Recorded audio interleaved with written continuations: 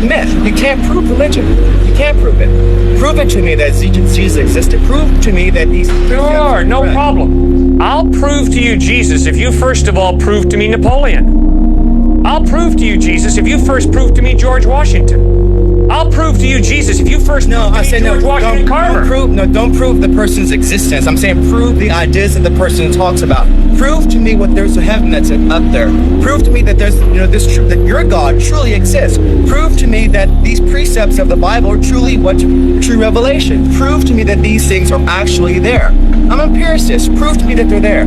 All right, I'll do that. If first of all you prove to me that your taste buds are telling you the truth when they tell you you're drinking sour milk. Secondary rational. Some things you can't prove, so then you fall upon some things you can't prove. Sir, I'm sorry, I haven't communicated clearly. Sir, you can't prove a thing. To prove means to show it cannot be another way. You cannot prove a thing in life. You as a thinking human being don't base your life on proof. You base your life on evidence. What does the evidence point to?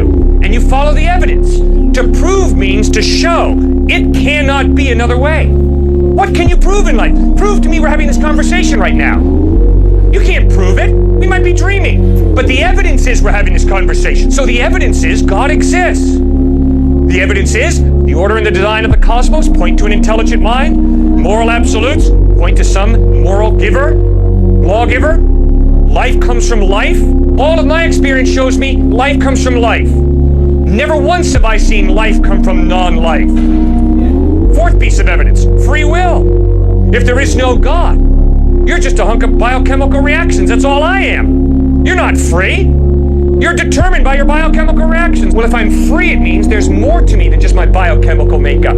There's a soul, a personality, an I that goes beyond the biochemical. I have a free will. Well, the free will can only exist if there's some type of God who creates me biochemically, but also gives me a will that's not totally dependent upon my biochemical reactions. That's why I believe God exists. Now, why do I believe Jesus is reliable? Because the historical evidence of the way he lived, what he taught, how he died, how he rose from the dead, points to his credibility.